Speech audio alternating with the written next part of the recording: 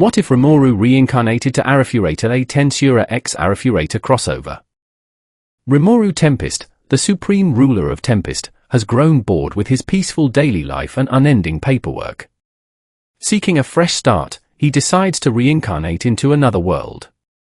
Reborn as the twin brother of Hajime Nagumo, Rimuru gets caught up in the sudden summonings and dark plots of a foreign land, ultimately meddling in the events of Arifureta, from Commonplace to World's Strongest. Chapter 15, The Howlier. The students were at the Orcus Dungeon Inn. That day, when Chloe appeared, they talked to her some more. Chloe told them that if anything happened, she would be at an inn in the capital. She also talked a lot with Kaori and Shizuku. They became very close, and when they asked what Chloe's purpose was, she answered, "I'm looking for someone," and showed her engagement ring while blushing. The girls were totally mesmerized by the dazzling ring. They asked if they could help find this person, but Chloe answered that the person would come to the capital sooner or later. That was Chloe's reason for not going to the dungeon to look for Rimuru. She knew that if Rimuru went to the dungeon, there was no way anyone could reach him. She also knew that at some point Rimuru would return to see his companions. In fact, there was an incident where Kondo tried to flirt with Chloe and even called her by her first name without honorifics. But he sensed a strong murderous intent coming from her and corrected himself immediately. Chloe didn't want anyone but Rimuru or her close friends calling her so casually. Today, Shizuku and Kaori were going to say goodbye to Chloe before returning to the dungeon. They passed an alley, and Shizuku seemed to be looking for something there. "Shizuku-chan, what is it?" "Nothing, it's just that there's a street kitten that used to stay here. I would always come by and feed it. I even called it Missy." "Fufu." "What?" "Shizuku-chan always liked cute things. You're all strong on the outside, but very feminine on the inside." "What are you talking about?" "Everyone likes animals. Stop looking at me like that. Let's go find Chloe." Kaori looked at her with a kind expression. Shizuku's cheeks reddened, and she headed for the restaurant where they were going to meet Chloe. They saw Chloe sitting at a round table with 3 chairs. She was reading the menu thoughtfully. When she saw them, she waved. "Hi Shizuku-chan, Kaori. Come sit down." They sat down and started reading the menu. "So why did you girls call me here today?" Chloe asked curiously. We just wanted to let you know that we will be going to the Orcus dungeon to train tomorrow and wanted to say goodbye." "We thought about inviting you, but you have to wait for your fiancé, don't you?" Kaori asked. "Yes, that's right," she agreed with a nod. Shizuku took the opportunity that the subject of the mysterious fiancé came up and spoke. "By the way, Chloe, where did your fiancé get this ring? I've never seen anything so beautiful." Kaori seemed to want to know where one could get something like this as well. Whenever Shizuku and Kaori could, they asked Chloe to show it to them. Chloe also told the story of the proposal, though she changed some details, like the part about a new universe being created. They thought the proposal was really cool, and they loved the way Chloe talked about her beloved, always embarrassed and excited to show him off. This made them even more excited to meet him. Chloe thought about it for a while and spoke up. "Well, I don't know exactly how he got it, but he said it's made of 2 super rare jewels, so it must have been pretty hard. But enough about me and my fiancé. Do you have anyone?" The two were a little embarrassed, and Chloe said, "Well, Kaori, I know it's that Nagumo-kun guy, right?" Kaori was surprised that Chloe knew so much, but decided that there was no point in lying. "Well, you could say that," she spoke, turning red. "What about you, Shizuku-chan?" "Me? No one. No one at all." You could tell by her reaction that there was someone, but Chloe decided not to say anything. They talked some more while eating, and after a while, they were saying goodbye. "Chloe, can you do me a favor?" Shizuku asked before they left. "Sure. What is it?" "There's an orange kitten that usually stays here in the alley of this restaurant. I always give him food, but I haven't seen him today. If you see him, could you give him something to eat? A kitten? Sure. I love kittens and cute animals. It seems Chloe was more sincere than Shizuku on that part. Okay, thanks. Bye. They said their goodbyes, and the next morning, the class returned to the Orcus dungeon. South of the Holtina forest. A tribe of rabbit men were hiding under the trees. Far above them were several flying monsters that resembled pterodactyls. This was the Howlia tribe. They had fled their city to avoid death, but they didn't have any fighting skills, so the only thing they could do against the magical beasts was use their natural stealth skills.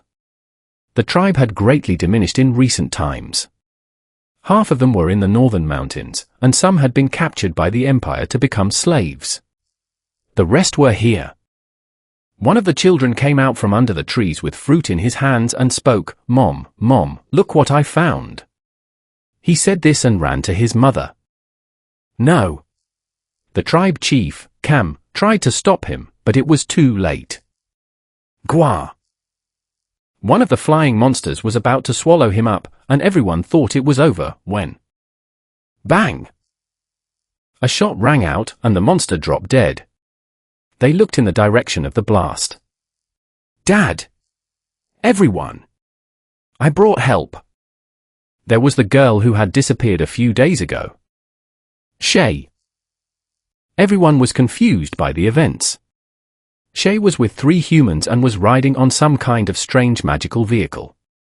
At this moment, Hajime said, "Hey, sorry Rabbit, you want to help your family, right?" Who? Shay was confused by the question. Then help us as bait. He threw Shay high into the air, and several flying monsters attacked her. Help! Hajime-san! Shay! Her family was shocked at Shay being thrown into danger for help. Bang! Bang! Bang! Hajime killed all the monsters with headshots. The other monsters were angry at having their comrades killed and went after Hajime. Rimuru threw hell flare at them, and they all burned to ash. The Howlia could only watch in bewilderment. Shay fell safely onto the bike. They approached the tribe to talk. By the way, on the way here, there was an incident where Shay discovered that the group could also manipulate mana directly and started crying, saying that it was good not to be alone. She meant that it was good not to be the only one with magical abilities without casting. Everyone looked at her with kind expressions, and you even stroked her head. Shay! Are you okay? Shay, who was complaining to Hajime, saying that he should be kinder to her, turned her attention to the man who called her Dad. The one who called her was a rabbit man with dark blue hair, the chief of the tribe and Shay's father. They hugged each other and then explained the situation to the other rabbit men. After explaining things, Cam turned to Hajime and spoke. Is it okay to call you Hajime Dono? I am Cam, the head of the Howlia and Shay's father. I thank you very much for helping us in this crisis, both as a father and as a chief. He bowed in thanks, and the other Howlia did the same. Don't bother to thank me. That was in exchange for guiding us through the sea of trees. Don't forget that. Besides, aren't you trusting us too easily? Even though demi-humans and humans don't have a good relationship. You have Shay's trust. That's why we trust you too. That's because we're a family. Hearing this, Hajime remembered his family that he so longed to return to, and gave his companion a quick glance.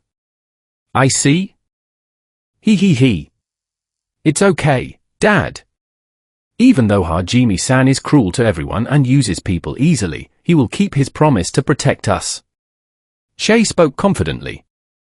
The other Howlia started muttering that he was a shy person.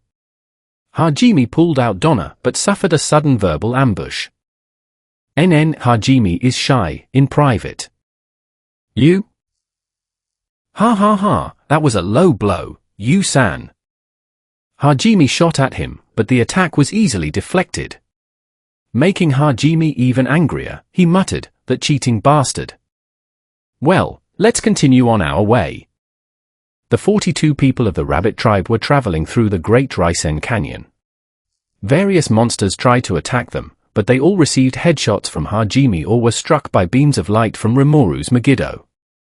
All the rabbit men looked at them as their heroes, especially the children. Fu, Hajime-san, the children idolize you, you know? Why don't you wave to them? Otherwise, you will lose to Rimuru-san. Indeed, Rimuru was talking to the children gently, and they were giving him many compliments. So Shay decided to tease Hajime, but Hajime was in a good mood seeing such a close-knit family and did nothing. Kakaka. Shay and Hajime are already close. Looks like Shay is already at that age, huh? Well, if it's Hajime Dono, that's a relief. Bang! Hajime was not in that good of a mood, and Cam was met with a rubber bullet. After walking for a while, they finally reached the exit of the canyon. When they got there, Shay called out to Hajime. Hajime-san, let me ask, if there are some Empire soldiers here, what will you guys do? What do you mean by that? Well, the Empire soldiers are of your race. So if they attack us, will you be able to fight them? Rabbit, haven't you seen the future? Yes, I have seen you facing the soldiers of the Empire. Then what's the problem? Rimuru interrupted, confused. I want to confirm that you are okay fighting your own race to protect us rabbit men. Shay had seen several possible futures and wanted to make sure she was heading in the direction of the best one. Yes, the three of them responded without hesitation. Hajime didn't care which race it was. He would kill anyone who stood in his way, and you would do whatever Hajime wanted. Rimuru was generally peaceful, but he knew that these soldiers could not be reasoned with.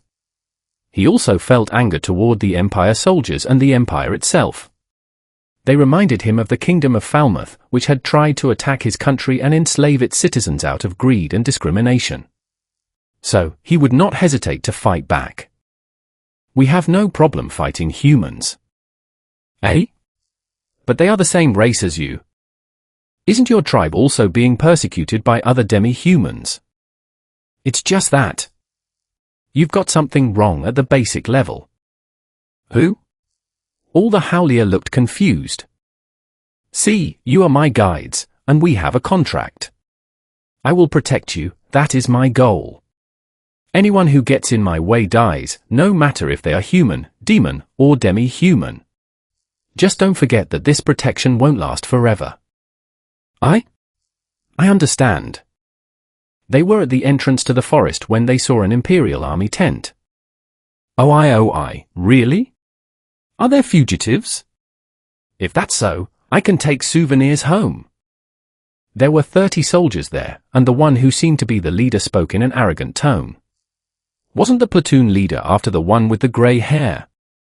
Oh, looks like we got lucky. Gay hee hee. He gave a disgusting laugh and approached Hajime. To these soldiers, demi-humans were seen as objects, and they didn't care about their welfare at all. Oh, why is a human with the rabbit men? Are you a slave trader? Hand them over now and we won't report you. I refuse. You said something. I refuse. They are under my protection. I recommend that you turn around and go back to the Empire. Boy, watch your words. Don't you know who we are? Yes, I do. All the soldiers stared at Hajime, creating an atmosphere of heavy tension. Kufufu, you are a naive boy. I will teach you the truth of this world. You was about to attack the man, but Hajime stopped her and spoke to him directly. Bottom line, you guys are my enemies, right? Ah. You still don't understand? Kneel down and ask for forgiveness now. If not. Bang! The leader's head was blown back as Hajime fired. Hajime, let's clear out these idiots right away. Rimuru raised his hand, summoning several floating droplets of water into the air. He cast Megiddo, concentrating sunlight through the droplets to form precise, lethal beams. Shoo! Shoo! Shoo! The light beams pierced straight through the soldiers. The remaining troops couldn't comprehend the nature of the attack, but they understood these travelers were hostile and rushed forward. Bang! Bang! Bang! Hajime shot down the advancing soldiers while Rimuru neutralized the rest with his light beams. Shoo! Shoo! Shoo! In the end, only one soldier remained, kept alive for questioning. Hajime approached him with Donna in hand. As I thought, against normal humans, standard ammunition is more than enough, he muttered as he stepped closer. Hi! Don't come any closer. I don't want to die. Somebody help me. The soldier begged for his life. Hajime stood over him and aimed Donna at his head. The soldier trembled violently with fear. I'll do anything. Really? Then tell me where the other rabbit men are. If I tell you, will you spare me? He asked with a quivering voice. Do you think you're in a position to make demands? Maybe I should just end this now. I'll talk. I'll talk. They must have been transported. They should be exiting the forest by now. Okay. Bang! The man fell silent. The rabbit men gasped at the sudden turn of events, a wave of shock washing over them. Shay looked at Hajime, her voice trembling slightly. Could you not have just let that one go? Huh? Hajime stared at her with an annoyed expression. She was willing to show mercy to the very people who had enslaved her kin. Hajime was about to speak, but you stepped in front of him. Once the fight started, the outcome was set. Even if he was weak, he would only cause trouble later. It's just that. More importantly, how can you look at Hajime like that when he did this to protect you? You felt defensive over the tribe's reaction toward Hajime after he had saved them. Sensing the heavy silence over the group, Rimuru spoke up to break the tension. All right. I'll go ahead and rescue the others. Everyone looked at him in surprise. Hajime asked, What do you mean? Well, our deal is to protect the Howlier with everything we've got, right? So I'll go rescue the captured ones and those who went toward the northern mountains. You guys head on ahead, I'll catch up shortly. But how will you find your way through the forest? You won't have enough time, Shay asked, bewildered. In response, a pair of large, dark wings unfurled from Rimuru's back. The tribe watched in awe as the wings appeared out of nowhere. Hajime and you had long stopped questioning Rimuru's abilities, his status plate was always changing, and he constantly evaded explaining his powers, leaving them to assume he simply manipulated his display. Rimuru took off into the air, calling out, See you later. As they watched him fly away, Hajime broke the silence. Wait, so we didn't actually need a guide to fly over the forest, did we? The realization hit the group all at once. If Rimuru could fly, he could have easily scouted the path from above. You let out a small chuckle. Foo-foo. Hajime looked at her with a raised eyebrow. Do you know something about this? You looked back at Hajime, placed her index finger over her lips, and whispered, Secret. TSKing under his breath, Hajime turned back to the path, and they continued their journey. Chapter 16, Holtina Forest. Hajime and the others continued into the Holtina Forest. They were riding a magic vehicle pulling a carriage to travel faster when you asked Hajime a question. Hajime, why did you leave me out of the fight? She asked curiously. She had tried to join, but Hajime had stopped her, leaving only himself and Rimuru to deal with the soldiers. That? I had two reasons. Hajime's reasons were clear. First, he wanted to test the power of his shots against humans. If they were going to fight in a city later, he didn't want to involve civilians. The second reason was that he wanted to see if he, and especially Rimuru, could kill people without feeling conflicted. And honestly, even though it was my first time taking a life, when I realized I didn't feel anything, it made me a little sentimental. I was also surprised that Rimuru didn't hesitate even a little bit. So you're okay? No problem. Shay was surprised that these were his first kills and was impressed by Yu, who noticed even the slightest change in Hajime's demeanor. About that, can I ask more about you too? Like what your goals are and what you've done so far. I want to know more. And what are you going to do once you know? Yu asked. It's just that I wanted to learn more about the only people I've met who can manipulate magic directly. Since it would take time to reach their destination, they agreed and shared their story. The result was immediate. Wow! That's so cruel. Hajime-san and Yu-san suffered so much. Compared to that, I've been blessed. She kept crying, sniffling as she spoke. I won't complain anymore. I was so naive. She wiped her tears on Hajime's coat. After a while, Shay suddenly clenched her fist in determination.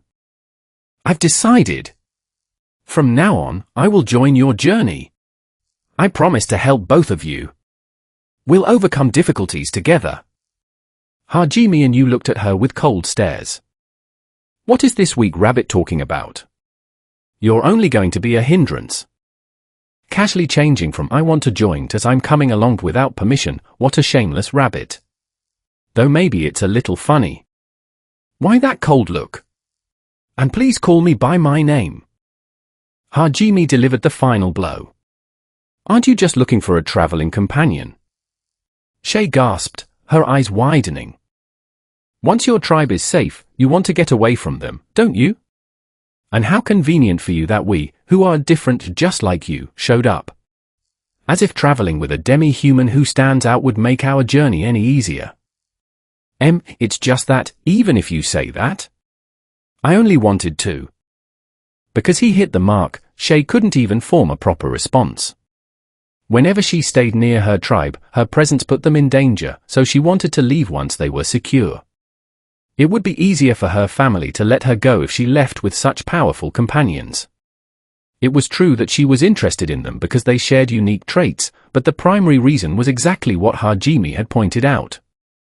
Well, I won't blame you for thinking that way, Hajime said. But don't expect anything. Our destinations are the Great Labyrinths. You'll be killed immediately there. I won't let you come with us. Shay remained silent after that. A few hours later, the group arrived in a dense section of the sea of trees. Thick mist blanketed the area, forcing them to step off the vehicle. Very well, Hajime Dono and Yu Dono, please stay close to us from here on. It will be troublesome if you get lost. Our destination is the Great Tree, correct? Cam confirmed with the two of them. Hajime had read in books that the entrance to a great labyrinth lay at the base of the great tree in the center of the forest, where the mist was thickest. The tree was gigantic, serving as sacred ground for the demi-humans of Faran. Hajime Dono, if possible, could you conceal your presence? It will cause problems if other demi-humans spot us. We can do that. You and I have handled it before, so it's fine. Hajime and Yu activated their presence concealment skills. Cam blinked in surprise.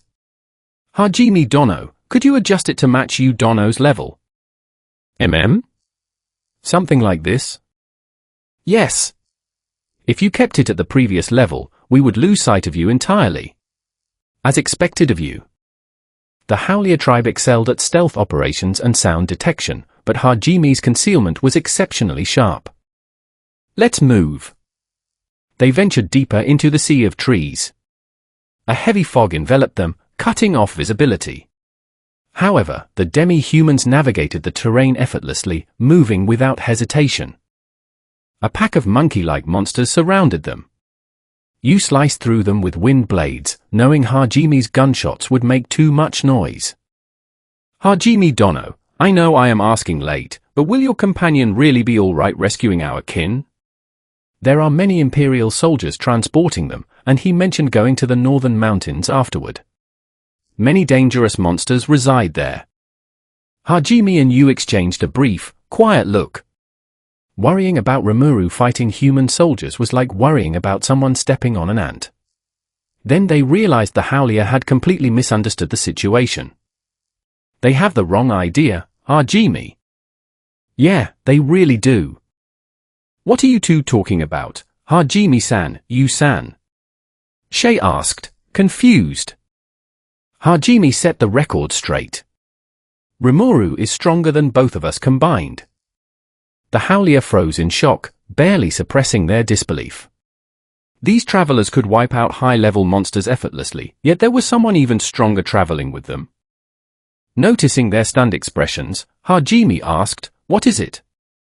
"Well, with his gentle nature, I assumed he was a protected member of your group," Shay admitted, embarrassed by her assumption.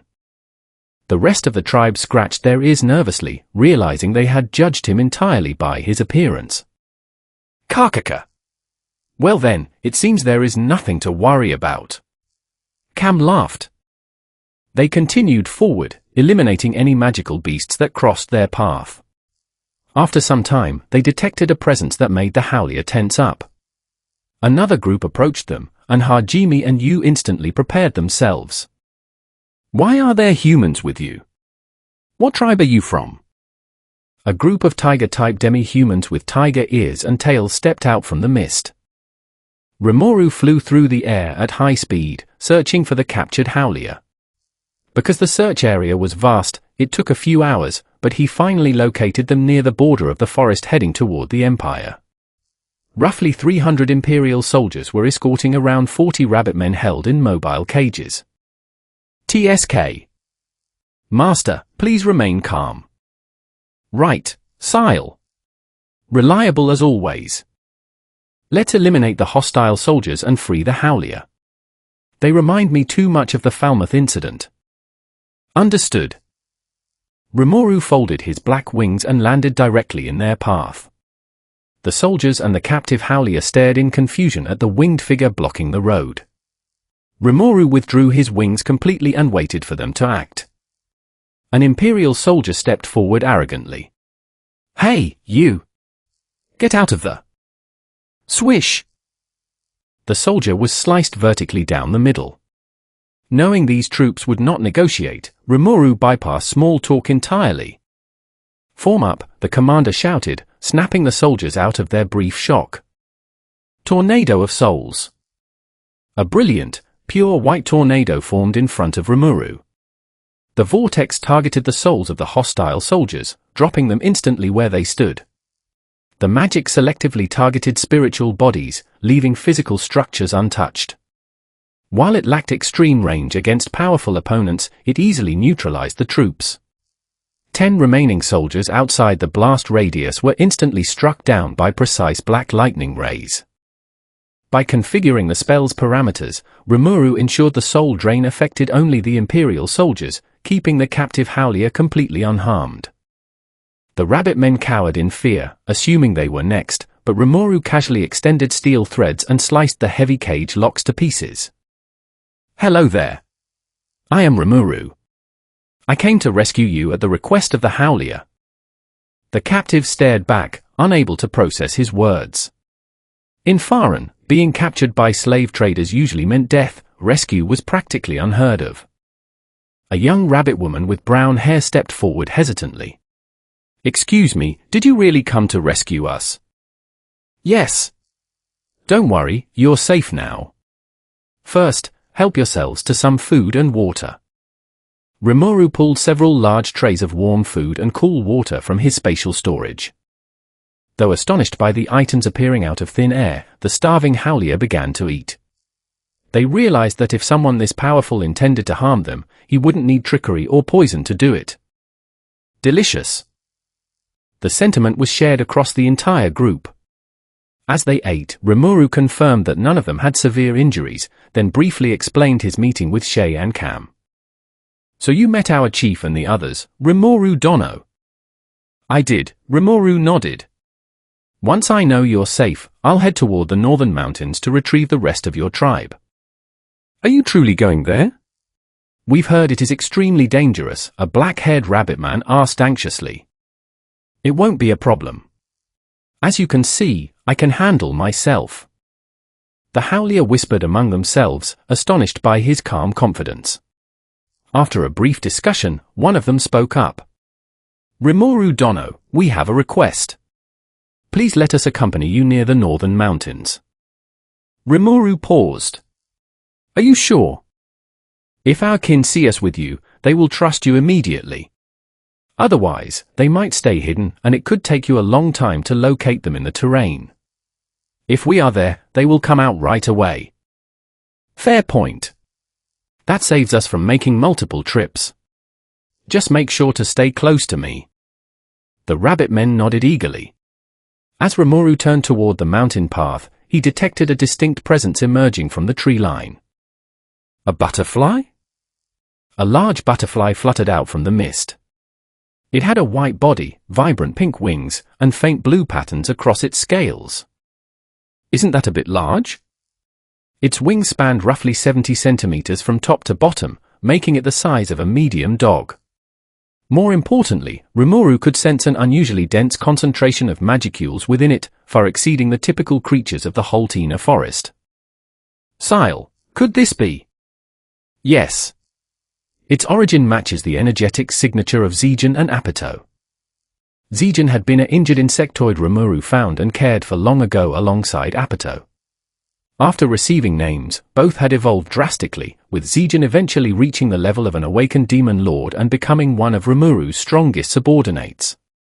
They had originally originated from another dimension that suffered collapse under the insectoid lord Zelenus before finding refuge elsewhere. This butterfly appeared to share that same extra-dimensional line. Would naming work here? Rimuru had attempted naming local monsters in this world before without success, but an entity originating from beyond this dimension's standard framework might be different. Her spiritual core is exceptionally dense, even higher than Zijin's core prior to his initial naming. Should she undergo evolution, her potential output will be remarkably high. That's impressive. How did she locate me out here? You share a direct physical and spiritual trace with Zijin due to the flesh used during his restoration. She likely tracked that subtle resonance. I see. Rimuru addressed the creature directly via telepathy. Are you a survivor from that realm? I am. I can sense that you carry the mark of my kind's lord, the butterfly replied, her voice soft and serene. Lord? Yes. I do not fully understand the mechanism, but I know I am meant to serve you. Please allow me to remain at your side. Rimuru found the immediate devotion surprising, though he had encountered similar loyalty before. Well, if you're coming along, calling you butterfly won't do. Is it all right if I give you a name? It would be my highest honor. All right, let's see. The pink on your wings reminds me of the cherry blossom trees back home. From today on, your name is Sakura. A brilliant sphere of white light enveloped Sakura. The glow intensified for several seconds before dissolving, revealing a young woman with long pink hair, clear blue eyes, and delicate features. She wore an elegant pink dress designed for ease of movement, with large, iridescent butterfly wings resting against her back. She bowed gracefully. Thank you deeply for this name, Rimuru-sama. Whoa, you don't need to be so formal. Rimuru is fine. Understood, Rimuru. Rimuru quietly ignored Sile's subtle reaction and turned back to the Howlier. With Sakura now joining the group, Rimuru set off toward the northern mountains to gather the remaining members of the tribe. Chapter 18, Training. Hajime began the training. First, he gave the Howlier 2 Kodachi each and taught them the basic moves he knew. The Howlier's specialty was stealth, so Hajime taught them group combat strategies focused on surprise attacks. Meanwhile, Shay was being trained by Yu. On the second day of training, something irritated Hajime. The Howlier tribe was doing well in training. They were even managing to defeat some magical beasts without taking too many injuries. But Slash! A Howlier killed a monster. Ah, forgive this sinner. He clung to the fallen beast as if it were a lost friend. Stab! I'm sorry, but I must do this. The Howlier kept apologizing for killing the monsters, some even bursting into tears. Hajime felt a vein pulsing on his forehead. At that moment, a Howlier called out to Cam. Boss! Don't say that. We are all sinners. That's right. We must wait for our judgment. The Howlier encouraged Cam, insisting everyone was equally guilty. That's right. In the name of its death, we will advance through the darkness, Cam declared, firing up the rest of the tribe. Hajime couldn't take it anymore. What kind of nonsense is this? You guys are overreacting. Just kill them quietly. And stop talking like that, it's ridiculous. The Howlier looked crushed by Hajime's words, one even whispering, "Poor little things." A young rabbit boy approached Hajime, then suddenly leaped backward. What was that? Hajime asked, eye twitching. Ah, yes. I almost stepped on Flower-san. Thank goodness. If I hadn't noticed, I would have crushed it. That would have been so sad. Hajime's face began to tremble. Flower-san. Yes. I really like Flower-san, Hajime Nishin. I don't want to hurt them during our training. The rest of the Howlier nodded in strong agreement. Hajime's head dropped, his hair casting a shadow over his face. Sometimes you guys moved strangely, Hajime asked in a low whisper. Was it because of the flowers? They had been executing random jumps and acrobatic dodges mid-combat. No, of course not, Cam assured him. Ha ha ha, you're right, of course it wasn't. Hajime relaxed slightly. It wasn't the flowers, Cam clarified smoothly. It was so we wouldn't step on the bugs. Hajime's posture collapsed entirely, swaying like a bewildered ghost. The Howlier stared, confused. Then Hajime stopped swaying, brought his foot down to crush the flower, and let out a quiet chuckle. Foo-foo. The Howlier gasped in sorrow for the flower, but were immediately terrified by Hajime's growing laughter. Ah, I finally understand. I was too soft. It was a mistake to get my hopes up. To think you guys were dodging around for flowers and insects. How naive I was. Foo-foo-foo-foo. Ha-ha-ha-ha. The laughter was unhinged. Hajime had completely snapped. Ha-Hajime Dono. Cam called out cautiously. Bang! Cam went flying from a rubber bullet to the chest. The other Howlier opened their mouths to object, but... Bang! Bang!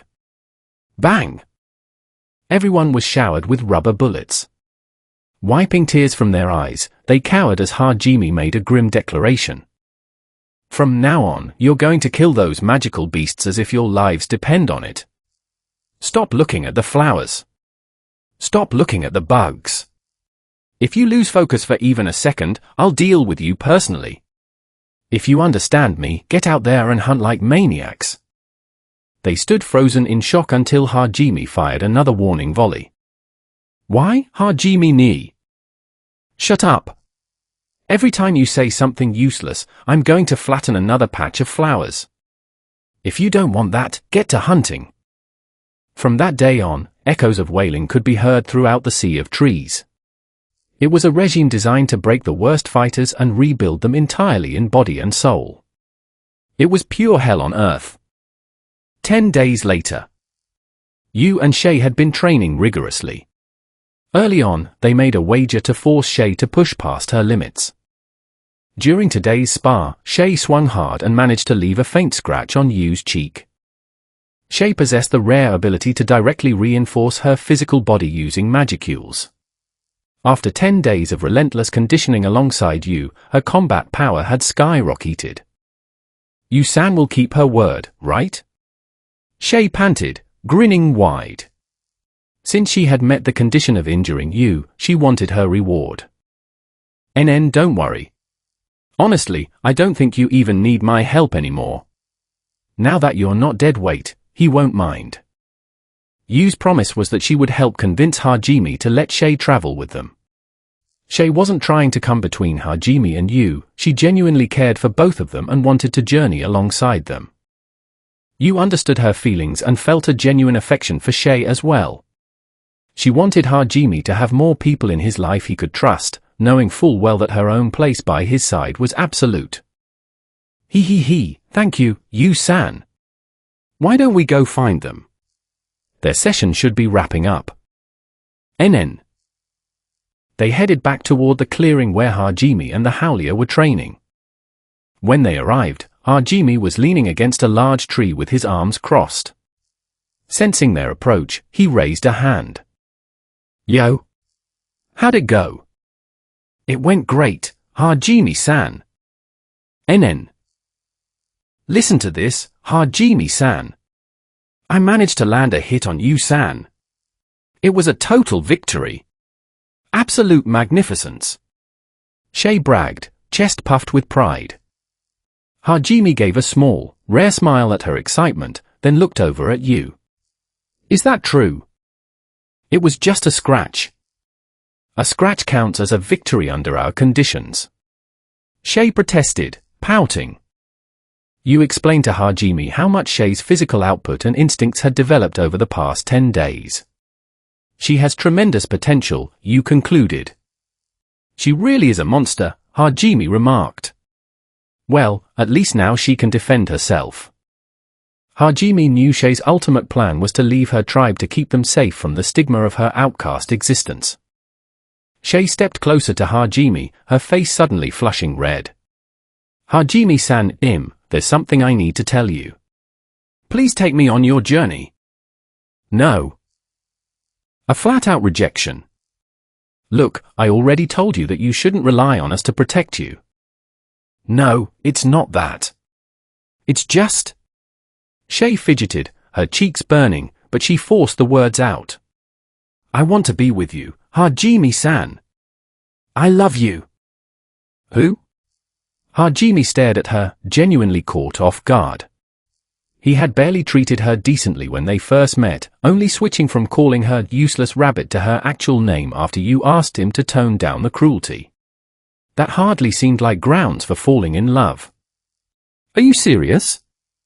Are you sure you're not just caught up in the moment? By moment, he meant him saving her family. It's not just the moment.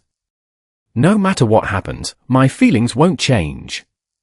I was grateful that you saved us, but it goes way beyond that. I know you've been harsh, and you only recently started using my name, but I love you anyway.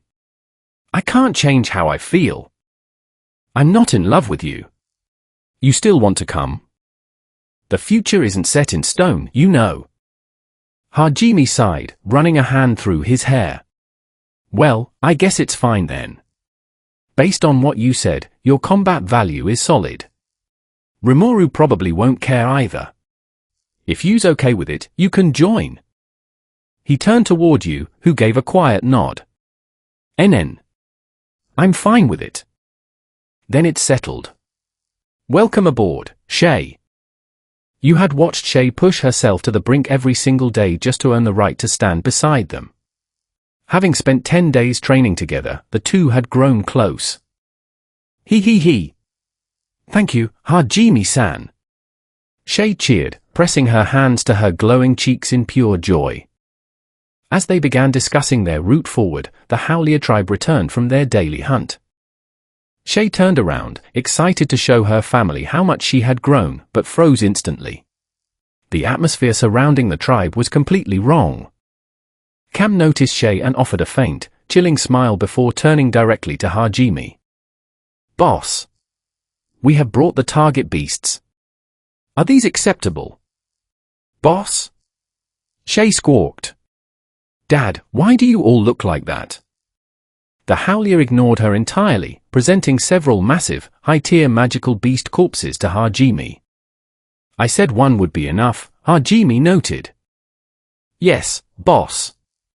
However, while we were securing the first, its pack mates appeared with hostile intent.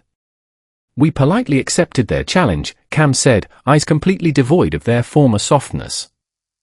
They were reckless, another added coldly. We ensured none survived to report back. They made quite a bit of noise as they went down. It was almost entertaining. Foo-foo. A valuable warning to the rest of the forest. Disturbing comments echoed through the ranks, accompanied by fearless, bloodthirsty grins. One member casually wiped a line of monster blood from his kodachi using his tongue. Shay stood utterly paralyzed. What happened, Hajime-san? Why are my father and the others acting like this? Calm down, Hajime grunted, looking away.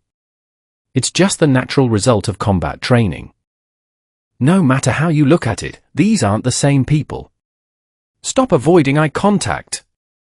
There isn't that much of a difference. Are you blind? Shay shrieked. Before this, they were crying over crushed grass. Now someone over there is whispering sweet nothings to his dagger. It's horrifying. The Howlier stared back at her in mild confusion. From their perspective, the shift was entirely natural. They were leaner, sharper, and utterly ruthless. They had accepted Hajime as their absolute commander, calling him boss regardless of how many times he told them not to. Realizing Hajime wasn't going to help, Shay turned on her father. Dad! Everyone! Please go back to normal. Cam, being shaken by his frantic daughter, maintained an unbothered expression. What are you saying, Shay? Thanks to the boss, we have finally awakened to the ultimate truth of this world. The ultimate truth. 90% of all problems can be solved through absolute violence. The rest of the Howlier nodded in synchronized agreement. Before Shay could scream again, a small figure emerged from the fog, the boy who had been crying over flowers days earlier. Boss! I have a report. What is it? Hajime asked. I spotted a unit of bear-type demi-humans setting up an ambush near the Great Tree. Their numbers are low, so it doesn't appear to be an official order from the capital. I see. Interesting. Well. Cam stepped forward, eyes glinting. Chief! Leave them to us. The Howlier will demonstrate their worth. Hajime looked at Cam. You sure about that? Ha ha ha. Do not worry, boss. We will not embarrass you. Hajime cleared his throat and delivered a brief, sharp rally speech, concluding with, go show them that the Howlier tribe has been reborn. Sir, yes sir. What is your desire? Cam roared. Kill. Kill.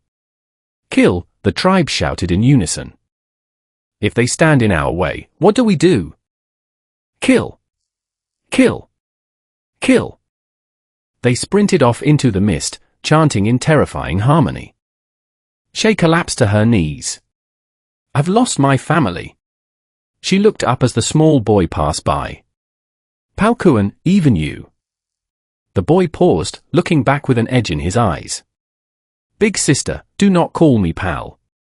My name is now Baltoferd of the Certain Death. Leaving behind his chosen title, he vanished into the fog toward the battlefield. What in the world is wrong with these guys? The ambush squad of bear-type demi-humans was completely overwhelmed. They had come to eliminate the human who had humiliated their leader, expecting an easy target. Instead, they were being systematically hunted by rabbit men. The Howlier executed high-speed, silent flank maneuvers, scattering the bear squad and driving them into confusion. It was impossible to reconcile these relentless phantoms with the weakest tribe in the sea of trees.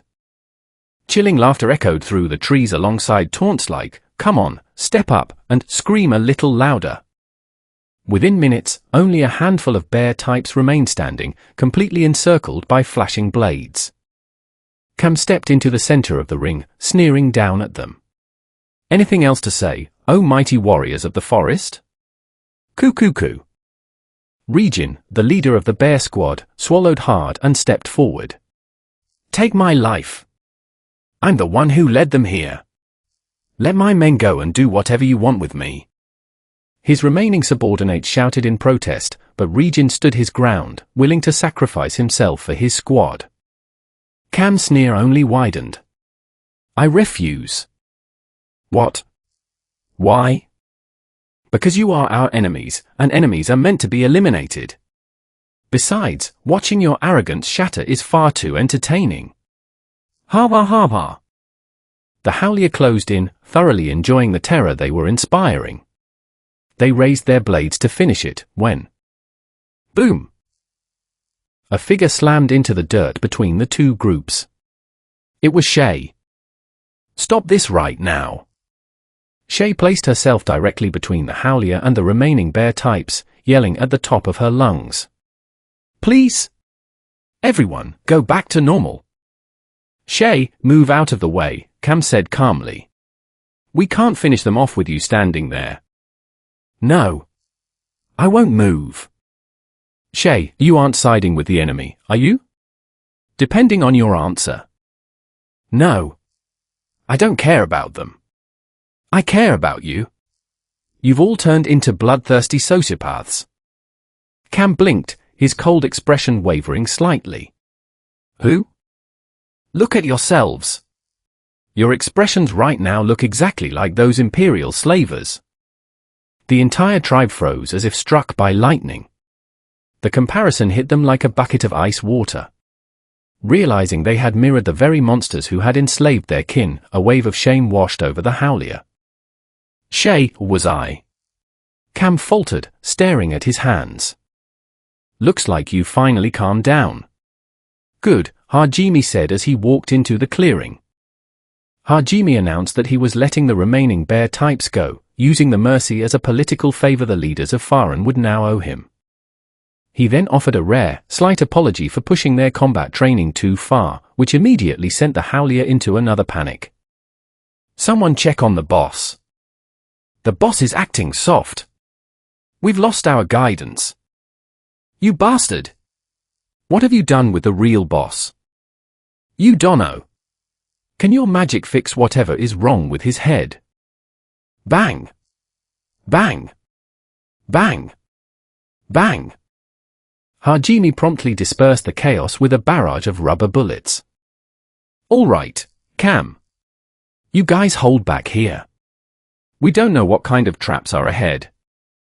Hajime, you, and Shay stood before the massive roots of the great tree. Directly in front of them sat a large stone tablet carved with ancient runes, marking the entrance. "Understood. Good luck, boss," Cam said, keeping his distance alongside the tribe.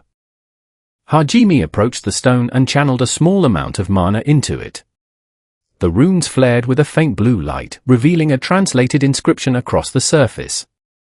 "Hajime-san, what does it say?" Shay asked, leaning in. Hajime stared at the text, his expression souring instantly. "TSK. What a pain." "Who?" "Looks like this place requires key crests from other great labyrinths before it will let us enter. We can't clear this one yet." Annoying, you agreed." Hajime turned back toward the path. "Well, nothing we can do about it now. Let's head back to the edge of the forest and wait for Rimuru." Chapter 19, Protection of Howlier. Rimuru acquired a new companion and was taking the Howlier to the northern mountains to rescue their friends. To accomplish this, Rimuru produced a bus from the materials of the captured Imperial wagons. The bus was quite large, featuring 2 decks with 40 seats on each level. Though the current Howlier numbered just over 40, they expected to rescue more, so Rimuru built it with extra capacity. Powered directly by Rimuru's magicules, the bus flew smoothly, though it would still take a few days to reach the northern range. Rimuru was the only one who could pilot it. Sile had also implemented several convenient modifications, including a private restroom, climate control, and a magic barrier to keep internal air pressure steady even with the windows open. "Whoa-ho! Rimuru-sama is truly incredible," one of the Howlier shouted as the bus took off into the sky. The Howlier were deeply impressed by Rimuru's capabilities and felt immense gratitude toward him. They had taken to addressing him as their master, appending sama whenever they spoke to him. Even though he mentioned it wasn't necessary, they insisted, so he eventually let it be. "Thanks. I think we'll reach our destination in a few days," Rimuru said, glancing over. "By the way, Sakura, why are you sitting so close?" Rimuru spoke with a bit of embarrassment. He was sitting in a driver's seat that could recline into a bed. Since the vehicle was guided purely by his magic power, there was no physical steering wheel required. Sakura was sitting right beside him, hugging his arm with her eyes closed, a faint smile on her face and her cheeks lightly flushed. Physical contact is the most effective way to build intimacy, and as I mentioned, I intend to do everything I can to grow closer to you, Rimuru. Besides, I simply enjoy being near you, she replied calmly, a slight blush warming her expression. Is that so? Yes. Though if Rimuru finds my presence bothersome, I can step back. It's not that I mind, but I already have a fiancé, you know? I'm not sure how she would feel about seeing us like this. I figured you would already have a significant other. You figured? And as I said, you don't need to be so formal with me. So you're fine staying close even knowing that. Rimuru allowed the relaxed tone because he felt his other subordinates were often overly formal. He hoped Sakura's casual attitude might serve as a comfortable example for others later on. I don't mind at all, Sakura stated gently. The reason I assumed Rimuru would already have someone beloved is simply because you are remarkably kind, reliable, and handsome. She began listing various compliments without hesitation, causing Rimuru's face to turn bright red. He quickly cut in to stop the stream of praise. All right. I get it. You can stay right where you are. Rimuru gave up arguing and focused back on navigation. Sakura looked pleased and settled comfortably against his arm. A few days later. Row. As they approached the northern mountains, Rimuru dropped their altitude to search for the remaining Howlier. Down below, a group of refugees was currently pinned down by monsters. I'll have to land and clear those out, Rimuru noted. Rimuru, there's no need for you to step down. Leave them to me, they aren't worth your time, Sakura offered. Are you sure? Have you fought in that form before? I appreciate your concern, but even before you bestowed my name, I dealt with creatures like those regularly. All right then. Good luck. Yes. Sakura leaped from the open doorway of the flying bus. Unfurling her large pink butterfly wings, she glided effortlessly toward the ogre-like monsters below. One of the ogres uprooted a small tree and hurled it directly at her. Sakura passed right through the trajectory untouched, her speed blurring as her wings flared with pink light. Moving like a beam of concentrated light, she darted past the ogres, cutting them down in rapid succession before they could react. Once the threat was cleared, she flew back up to the bus and settled back beside Rimuru. Well done, Sakura. Thank you, she smiled, visibly pleased by the praise. Rimuru retrieved 2 items from his spatial storage. Here, Sakura. These are for you. What are these? A spatial ring to store your belongings, and a high-grade katana suited for your magic type. I crafted both in pink to match your wings, though you can alter the surface coloring if you prefer. The spatial ring functioned similarly to Hajime's storage artifacts, paired with a finely forged katana. Sakura looked at the gifts in quiet surprise. If you don't like the design, I can forge a different style, Rimuru offered. Sakura slipped the ring onto her finger, set the katana against the bulkhead, and leaned her head lightly against his shoulder. I love them. Thank you very much. I'm glad you like them. They remained in the cabin as dusk began to settle over the mountain range. By the way, Sakura, how long do you plan on holding on like that? Rimuru asked awkwardly. Until you ask me to move. I'm very happy that you gave me these gifts, and I don't want to step away just yet. While Rimuru pondered how to respond, one of the Howlier called out from the upper deck. Rimuru-sama. Our ears picked up shouting near that ridge over there. Got it. Let's check it out. Spotting a rabbit man fleeing from a beast on the slope below, Sakura moved before Rimuru could speak. I'll handle it. Drawing her new pink katana, she descended and cleanly dispatched the monster in a single stroke. The rescued rabbit man lay on the ground, staring up at Sakura in awe as the bus landed nearby and the other Howlier stepped out. Len? Is that you? Everyone. Len gasped, rushing over to embrace his kin. After brief greetings, he looked toward Rimuru and Sakura. "How did you manage to get here? And who are they?" The Howlier quickly explained how Rimuru had rescued them from the Imperial transport. Hearing the story, Len immediately knelt before Rimuru. "Rimuru-sama, please allow me to guide you to our hidden encampment." "Sure, lead the way," Rimuru replied, giving up on correcting the title. Len led the group toward a concealed cave network. Inside were makeshift bedding, small fires, and supply crates. Around 40 Howlier were hiding within. Combined with the group from the bus, the total rescued numbered over 80. The cave lacked formal defenses, relying entirely on stealth and a single escape tunnel at the rear. When Len announced their arrival, the hiding tribe members looked up in shock before cheering. "Everyone! We're saved!" After hearing the situation, the entire group bowed in deep gratitude. "Rimuru-sama, thank you from the bottom of our hearts." Several children approached to greet Rimuru directly. It was no trouble at all. "Please, stand up," Rimuru said, feeling a bit self-conscious as Sakura watched with a warm smile. Once everyone boarded the bus, Rimuru distributed food and fresh water before charting a course back toward the Great Tree. 11 days had passed since Rimuru parted ways with Hajime and Yu. Knowing Hajime's group was heading toward the Great Tree, Rimuru searched the surrounding canopy until he spotted their campsite. The bus descended into a clearing near the tents. Hajime walked over to meet them as the vehicle settled onto the grass. "Hey, Hajime, you. How have you two been?" Rimuru called out, stepping off first. Hajime glanced over the massive flying vehicle. "We're fine. Since when did you start running a transit service?" "Ha ha ha. I needed a way to transport everyone, so I put this together using materials from the Imperial wagons combined with my own craft work. Though I've run into a minor issue, they keep insisting on calling me Master or Commander. Any advice?" "Don't look at me," Hajime sighed. "The same thing happened on my end, so you're on your own there."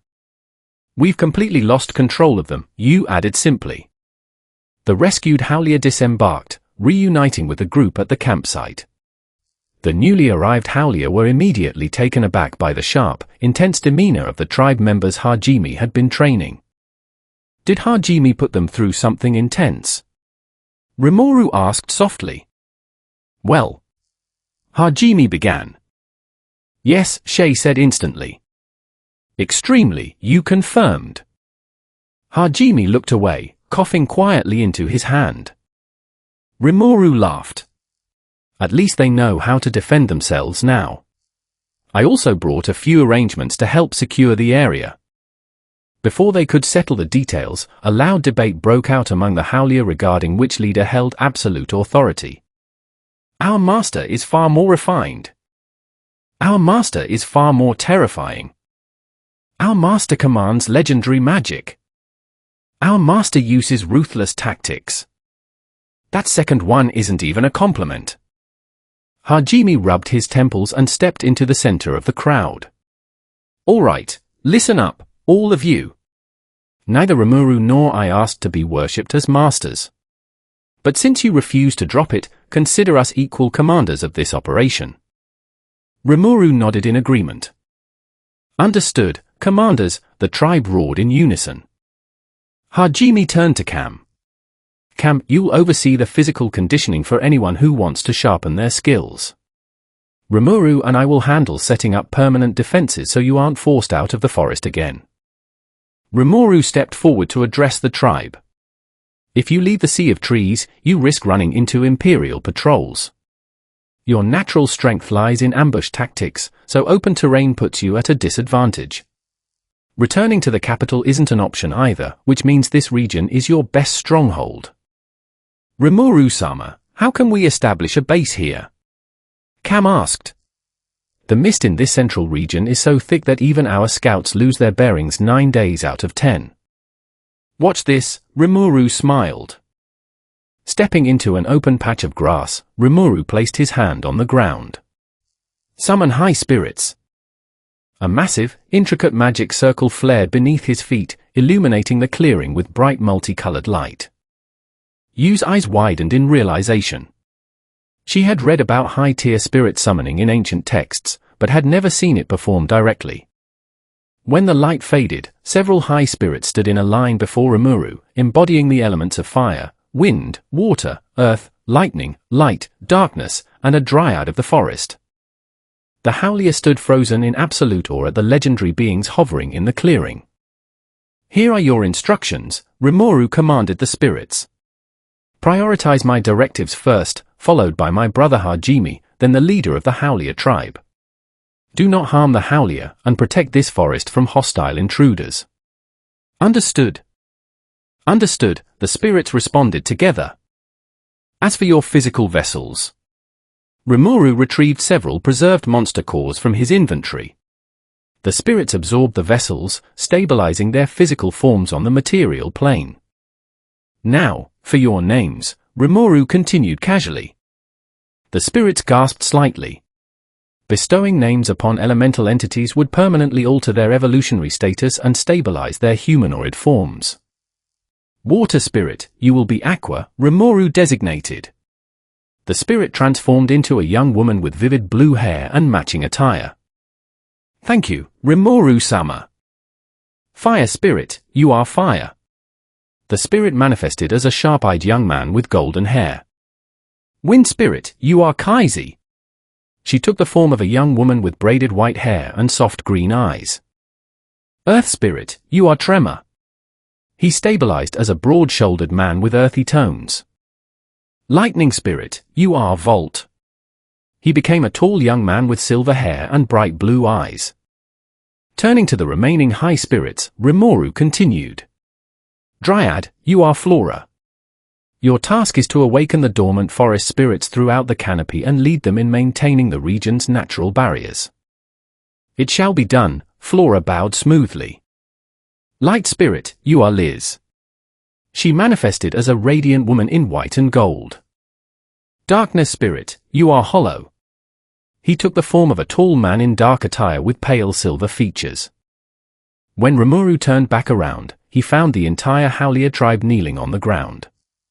Even Hajime and Yu looked thoroughly stunned, while Sakura simply offered a gentle smile. "What's wrong?" Rimuru asked. "A high dryad." Cam stammered. "Elemental high spirits. The high spirit of light." Yu stepped closer, looking at Rimuru with genuine astonishment. Spirits of that rank are revered as divine guardians in the lore of this world. To summon them so casually and command them without a contract, it's unbelievable. "I just used standard spirit magic," Rimuru shrugged, slightly sheepish. Yu turned to the spirits directly.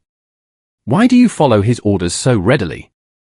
Liz stepped forward, bowing her head slightly. "It is an honor to serve him. Rimuru-sama's spiritual presence far exceeds anything on this plane." The surrounding Howlier stared in stunned silence. Noticing the conversation growing overly serious, Rimuru quickly turned to Hajime to change the subject. "Hey, Hajime, with high elemental spirits available, imagine the engineering applications. A water spirit could help seal and pressurize a subterranean vessel, like a submarine." Hajime's eyes lit up instantly. "A submarine. And a fire spirit could handle thermal regulation for extreme environments. We could construct heat-resistant plating. A lightning spirit could function as a continuous power core to reduce mana consumption on heavy artillery."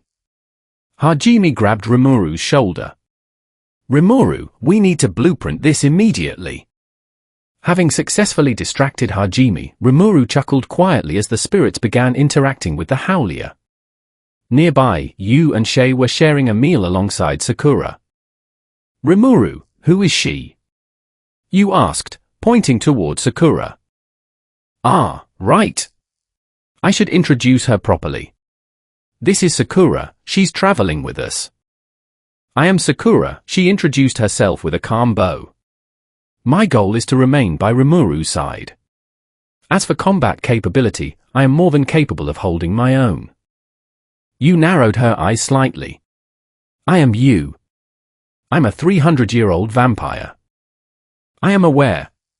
I am 400 years old, Sakura replied smoothly. You blinked in surprise. What race are you? I've never seen features like those. She's a high-tier magical beast, Rimuru explained. Hajime raised an eyebrow. Rimuru, magical beasts don't possess human reasoning or speech. Sakura unfurled her large, iridescent butterfly wings for a brief moment before folding them neatly back behind her dress. I am unique among my kind. You looked at the glowing wings, then crossed her arms. If you want to join our traveling party, you need to pass a sparring test first. Same as Shay. Sakura offered a serene nod. Very well. The two stood across from each other in the clearing. Land a single hit on me if you can, you said, gathering her magic. Sakura didn't draw her pink katana or spread her wings. Instead, she picked up a small pink flower from the grass, gently admiring its petals. Hajime raised his hand. Begin. Heavens, you began casting, but stopped mid-word as a tiny sting brushed her cheek. She reached up, touching a faint scratch. Looking down, she saw a hardened pink petal floating past her shoulder, identical to the ones on the flower Sakura held. Several more glowing petals hovered quietly around Sakura's fingers. It seems you acted a bit too hastily, Sakura said softly. Match over. Sakura wins, Hajime declared immediately. He and Rimuru had both sensed the dense magicules being compressed into the flower's structure seconds before the strike. You slumped slightly, looking frustrated. Hajime walked over and patted her shoulder reassuringly. Don't beat yourself up, you. You can't win every single matchup. It's not just that. You muttered, glancing over at Sakura's refined composure and elegant attire. I wanted to test her properly. Hajime chuckled softly at her rare display of competitiveness and gave her a gentle pat on the head. Sakura stepped back over to Rimuru's side, placing a hand lightly on her new katana. You handled that balance remarkably well, Sakura, Rimuru noted with a smile. Welcome to the group. Thank you, Rimuru. I am very glad to be traveling with you. Chapter 20, Brook City. The group departed from the Holtina Sea of Trees, heading toward the town of Brook in the Haihiri Kingdom. Hajime, Shay, and you rode together on the magic-driven motorcycle. Meanwhile, Rimuru and Sakura followed alongside on the flying magic crest board. Shay looked thrilled to be riding, laughing as the wind caught her ears. Sakura also seemed delighted, though for a completely different reason. She was clinging tightly to Rimuru, taking full advantage of the limited space on the board to keep her arms wrapped around him. She really is head over heels, you observed, watching them from the sidecar. Hajime, Shay called out, looking over. Can I ride close like that too? What are you talking about? Hajime replied flatly. My brother is single, but I'm not. So stop messing around before I go back to calling you a useless rabbit. Shay puffed her cheeks in protest. Look, there it is, Hajime noted, pointing toward the horizon. The town of Brook had come into view, and the group accelerated toward the gates. Hajime, why do I have to wear this? Shay complained as they approached the city entrance, tugging at the heavy metal collar around her neck. Hajime ignored her whining as they joined the line at the city gates. Please halt and present your status plates, the guard instructed. Hajime and Rimuru presented their plates, which had been modified by Sile to show plausible adventurer details without raising suspicion. What about those two? The guard asked, glancing toward you and Shay. Seeing the collar, he assumed Shay was a registered beastman slave. We were attacked by monsters on the road, and their plates were lost, Hajime stated smoothly. I see. Be sure to stop by the local guild hall to purchase replacements. Enjoy your stay. Thanks. They had no intention of registering new plates for you or Shay. You had been missing from the world for 3 centuries, and registering her status would reveal her ancient vampiric abilities, drawing immediate hostility from the Holy Church. Once they passed through the archway, Shay pouted. "Hajime, that guard thought I was a slave because of this collar. Please take it off. Aren't we companions?" Shay, an uncolored demi-human, can't walk freely through a human city, Hajime explained. Especially an attractive rabbit girl. It would cause a scene every 10 feet. Shay's cheeks flushed bright pink. "Moo. Hajime saying that I'm pretty and that my ears are attractive. Ahee. She immediately forgot about the collar. Suddenly, a loud crash echoed from a nearby alleyway, followed by a mercenary flying backward through the air and landing hard in the dirt. "Hajime, you," and Shay turned around in surprise. Nearby, Rimuru was looking away, whistling casually. "Rimuru, what was that?" Hajime asked. "Well, that mercenary tried to grab Sakura's arm," Rimuru replied calmly. "Since we're protecting our companions, I gave him a quick lesson in boundaries." Sakura offered a serene smile, resting her hands against her katana hilt. "And here I was trying to keep a low profile," Hajime sighed, rubbing his temples. "Whatever. Let's head to the guild to sell our excess monster materials. We need local currency." They made their way to the Brook Adventurers Guild Hall, a clean establishment lined with wooden tables and a central service counter. As they entered, several eyes turned to stare at the attractive women in the group. Ignoring the attention, they walked straight to the main counter. Behind the desk sat a stout, experienced female receptionist. "Sorry to disappoint, kid. I'm not a pretty young receptionist," she said with a smirk, anticipating Hajime's reaction. "I didn't say anything," Hajime replied smoothly. "Ha ha. Welcome to the Brook Adventurers Guild then. What can I do for you?" "We're here to sell raw materials." "All right.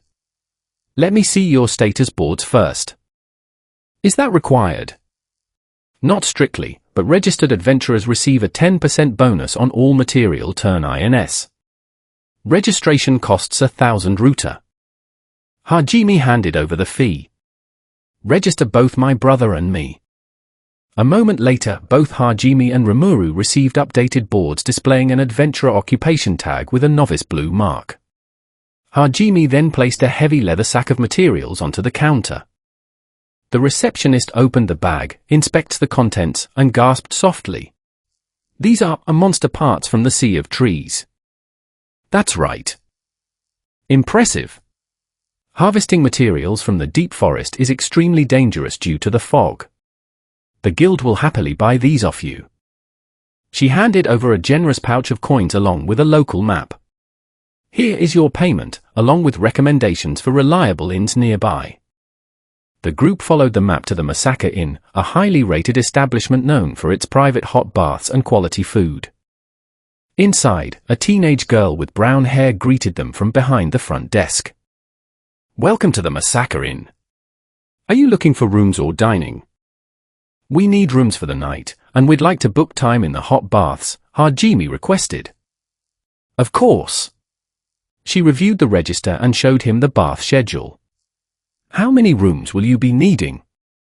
What options do you have available?"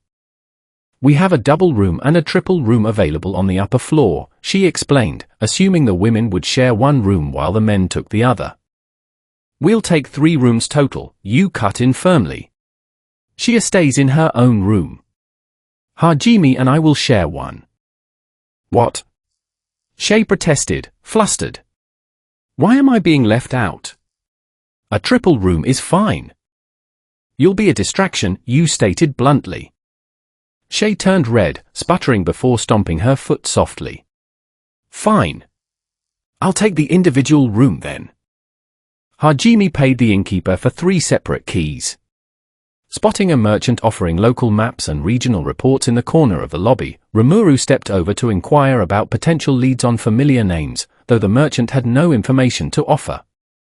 Returning to the desk, Rimuru grabbed his key. "Hajime, which room is ours?" "Sakura and you have the 3rd room down the hall," Hajime said, heading up the stairs before Rimuru could ask further questions. After resting until evening, the group gathered downstairs for dinner before heading off to their respective evening schedules.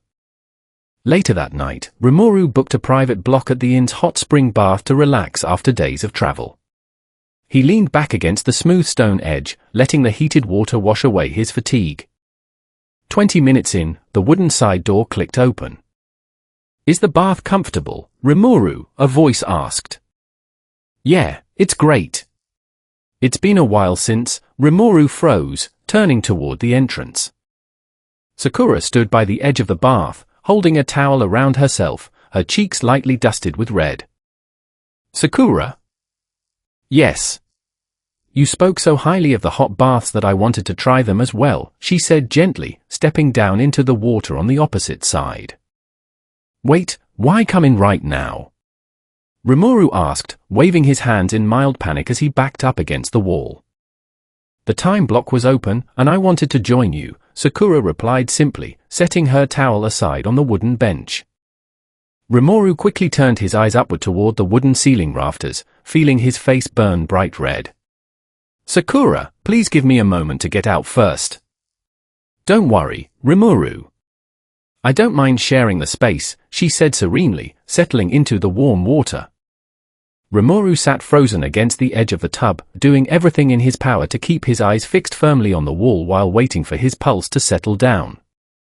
Sakura rinsed off calmly before moving closer, sitting beside him on the underwater bench and resting her head lightly near his shoulder, just as she always did. "How long do we have left in this session?" Rimuru asked, his voice strained as he kept his gaze locked on the ceiling. Right on cue, a loud knock sounded on the outer wooden door of the bathhouse. 5 minutes remaining on the private block, the innkeeper called out from the hallway. "Oh, it seems our time is almost up," Sakura noted smoothly. "I'll head out first to let you dry off." She stepped out of the water, wrapped her towel securely around herself, and offered a soft smile. "Thank you for sharing the bath, Rimuru."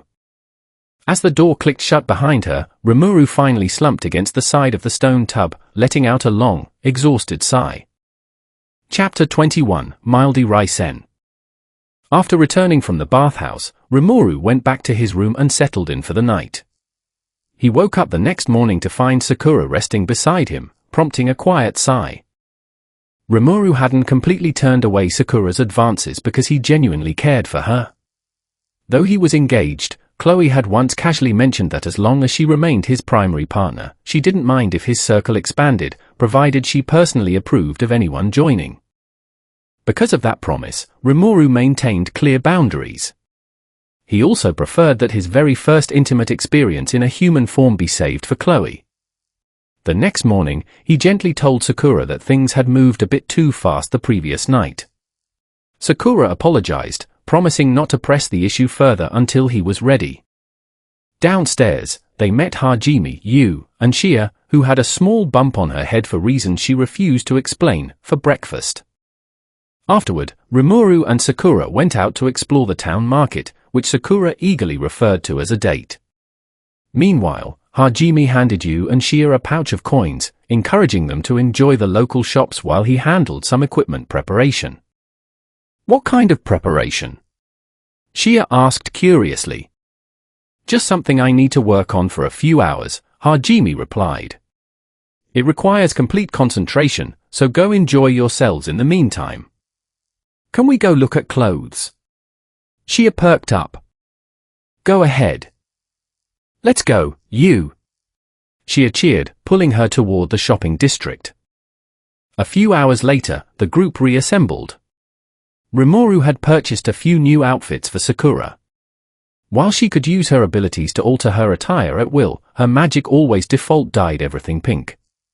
To give her some variety, Rimuru picked out a sleek black adventurer set featuring subtle blue and pink trim, which she immediately loved. Shia and Yu had visited a specialty tailor run by an eccentric designer named Cristobal. Cristobal proved surprisingly helpful, assisting Shia in selecting a striking blue outfit reinforced with lightweight chest and hip plating. On their way back, a group of ruffians had tried to harass Yu and Shia. After being flatly rejected, the men attempted to use force, only to be effortlessly handled by Yu. When Hajime saw them return, he asked, "Did you two get everything you needed?" "Yes." Shia smiled. "We picked up supplies too." Rimuru and Sakura seemed to have enjoyed their time as well. Turning to Shia, Hajime reached into his storage and pulled out a heavy metal cylinder. "Shia, this is for you." "What is it?" "It's really heavy. Channel your mana into it to activate it. It's your new sledgehammer." "Kashin." The cylinder extended rapidly, telescoping into a massive warhammer equal to Shia's height. "I call it Drucken," Hajime explained. "It's the most solid hammer I can forge at my current level. I've integrated several mechanical functions into the handle, and Rimuru helped add elemental spell triggers, allowing you to channel fire or blinding flashes through the striking head." "Thank you, Hajime. I'll train hard with it so I can keep standing by your side," Shia said, hugging the massive steel hammer with a bright smile. Rimuru had also refined Sakura's weapon. He modified her original katana with a recall feature and crafted a second blade at her request, as she preferred a dual blade style. She now carried twin katanas, one pink with subtle floral engravings, and one light blue to match her eyes. With their gear fully prepped, the group visited the local guild hall to complete their exit paperwork. The senior receptionist, Katarine, took a liking to the party and provided them with an official letter of recommendation to clear any future administrative hurdles. When asked how a local receptionist held such authority, she simply winked and said a lady always keeps her secrets. With their business finished, they set off toward the Risen Canyon, where rumors placed the entrance to the next great labyrinths. Deep within Risen Canyon, the sounds of battle echoed against the stone walls. Over the past 3 days, Rimuru, Hajime, Yu, Sakura, and Shia had been clearing out swarms of canyon beasts while sweeping the terrain. To cover ground faster, they used their specialized transport, Rimuru and Sakura gliding on a magic crest board, with Hajime, Yu, and Shia riding the motorcycle. As dusk fell, they set up camp along a canyon ridge. Rimuru retrieved fresh ingredients and spices from his spatial storage, allowing Shia, the group's best cook, to prepare a proper meal. Hajime deployed several barrier artifacts around the perimeter to keep wild beasts at bay and maintain a comfortable temperature inside the tents. Inside Hajime's tent later that evening, Shia was fidgeting nervously. "Shia, what's wrong?" Hajime asked, noticing her restlessness. I need to go step outside for a moment," she stammered, blushing furiously as she hurried out of the tent. A few seconds later, her voice echoed from down the trail. "Everyone, come here. Quickly." Expecting an ambush, the group grabbed their weapons and rushed out, finding Shia standing before a narrow split in the canyon wall. "Over here. Look," she pointed inside the crevice. Following her through the fissure, they entered a clean, artificial passage with smooth stone walls. Mounted on the central archway was a brightly painted wooden sign. "Welcome to the thrilling Risen Labyrinth. Presented by Mildy Risen." Hajime stared at the sign with an unreadable expression. "What in the world is this? Did we actually find the entrance?" Shia asked, looking around excitedly. "That name. Mildy is the first name of the liberator of Risen," Rimuru noted, rubbing his chin. "It matches the historical references in Oscar Orcus's journal." "Why is the sign so colorful?" Yu muttered, tilting her head. The sign was painted in bright flashing hues, completely stripping away the grim atmosphere expected of an ancient ruin. "There's no obvious door," Shia said, stepping up to examine the wall. "Maybe it's a hidden mechanism." She pressed against a smooth stone block, causing the wall section to rotate smoothly on a central pivot. It actually worked. Hajime blinked in surprise. As they stepped through the passage, the light vanished, leaving them in pitch darkness until a series of sharp whistles cut through the air. "Hyu! Hyu! Hyu!" Hajime's night vision caught a volley of mechanical arrows flying toward them. Rimuru raised a hand, deploying a quick wind barrier to shatter the projectiles before they made contact. As the wall torches lit up automatically, a high-pitched voice echoed through hidden acoustic tubes in the ceiling. Were you scared? Did you want to cry? Gay hee hee. Did anybody get hurt? The party stood in dead silence, united by a sudden, intense urge to punch whoever had recorded the message. The tone was deliberately infuriating, sounding remarkably similar to Rimuru's friend Ramiris. Wait, where's Shia? You asked, looking back. Shia was pinned against the rotating door frame by 3 arrows that had snagged her outfit. She was currently sniffling, face bright red with embarrassment as she tried to cover herself. Don't look, Hajime, she wailed. Just help me get these out. You stepped over and freed her clothes while the others turned away to give her privacy. Shia quickly retrieved a spare outfit from Hajime's storage artifact and changed behind a rock. All right. Let me at this dungeon, Shia declared, trying her best to march forward as if nothing had happened. The Risen labyrinth proved to be a test of pure endurance and physical skill. Unlike the Orcus labyrinth, this floor contained almost no wild monsters. Instead, it was filled with physical traps and shifting corridors designed to disorient intruders. Furthermore, the natural ambient mana in Risen Canyon suppressed external spellcasting by roughly 90%, though Rimuru's internal pool remained unaffected. Whenever a trap was triggered, the annoying voice recorded in the walls would chime in to mock them. Are you scared now? Do you want your mommies? Gay hee hee. Using Sile's internal mapping capabilities alongside communication with local nature spirits, Rimuru guided the party through the rotating halls at a steady pace. Shing! Shing! 2 massive steel saw blades swung out from hidden slots in the wall. Hajime, Rimuru, and Sakura dodged smoothly, while Shia barely ducked under the second blade, holding her ears in shock. These mechanisms are purely mechanical, Hajime observed. My mana detection can't pick up the triggers ahead of time. Sakura, could you clear that wall section over there? Rimuru asked, pointing toward a thin seam in the masonry. Of course. Sakura drew her pink katana, channeling magic into the blade. Sparkling blossom.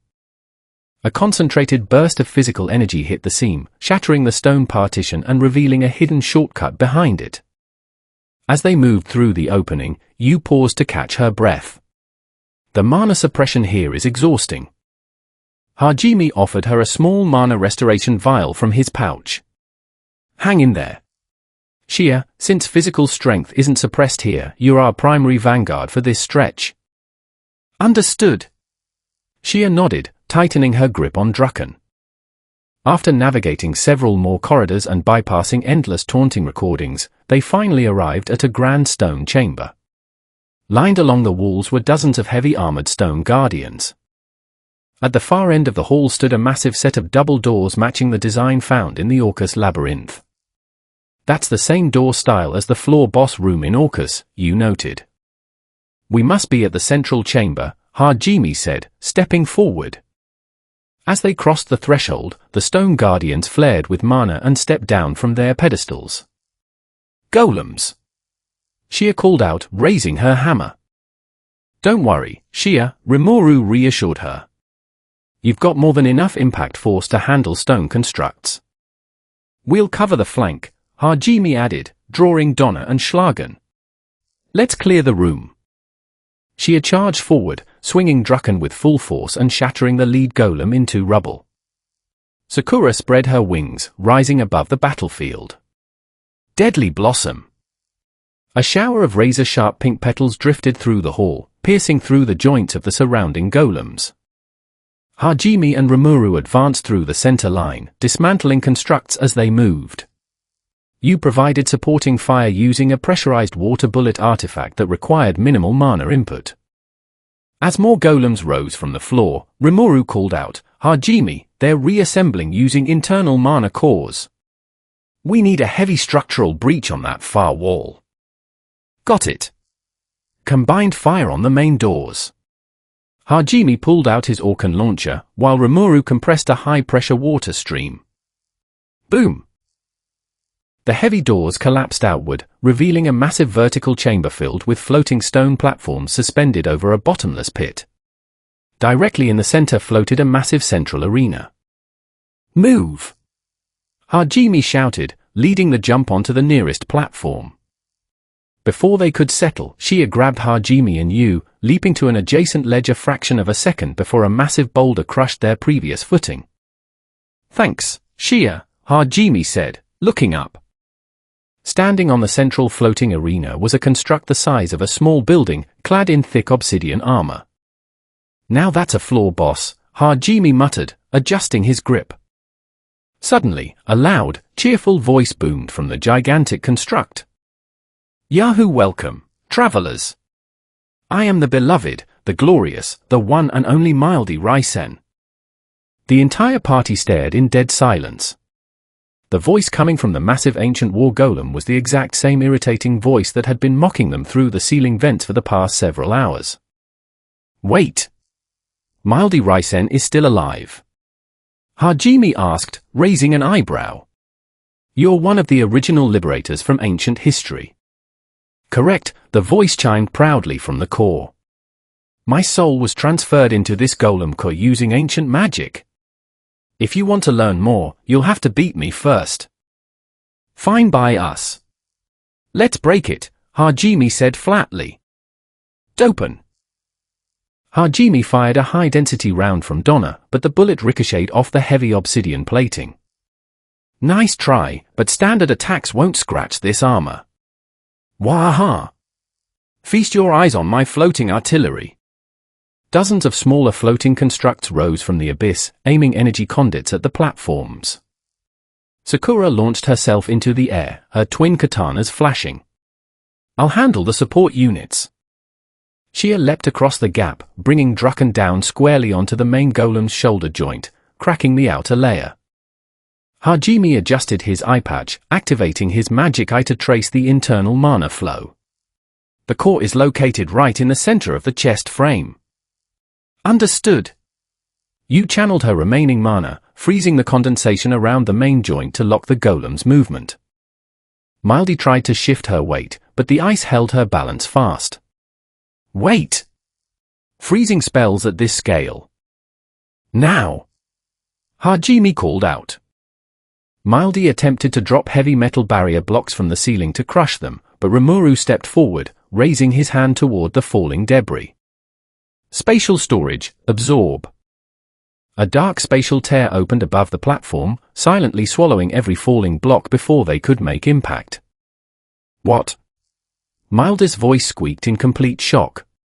"How are you doing that without a magic circle?" Capitalizing on her hesitation, Hajime fired his heavy stack bunker directly into the cracked chest seam, embedding the Azantium spike deep into the armor frame. "Shia! Drive it home!" "Hiya!" Shia leapt from above, bringing Drucken down on the end of the stack bunker like a sledgehammer hitting a chisel. Boom! The Azantium spike shattered the core lining, setting off a chain reaction of mana discharges across the construct's body. "Nu! Mildy will return," the voice wailed as the giant construct slowly collapsed onto the central platform, its glowing ocular sensors fading out completely.